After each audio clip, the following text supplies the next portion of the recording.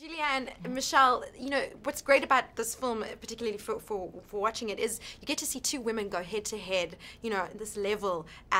Was that exciting for you to take this on?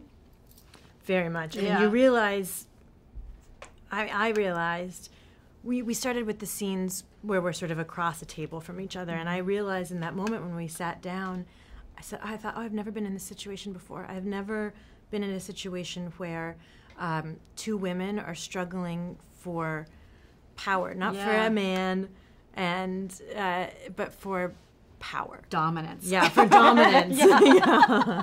Yeah, and they both, they come from they have such different points of views, and they really do believe that they're in the right, both of them, and they very subtly try to dominate one another in these scenes, and you don't see characters that are equally matched in that way that are female in films very often.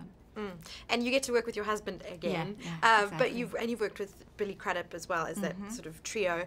Michelle, coming into that, did you enjoy that mix? I mean, you get to know a new dynamic on set. What was that like? Yeah, absolutely. I mean, it felt new, but it also felt very comfortable at the same time, and in a way that sometimes you have to sort of fight against, because like I feel so warm and cozy with Julie that then you have to sort of remove all of that and really pick up your battle weapons and see what your character's going to use to go in there and try and get their point across. But it felt very comfortable, and I felt like it was my fourth movie with all of them. So. Yeah.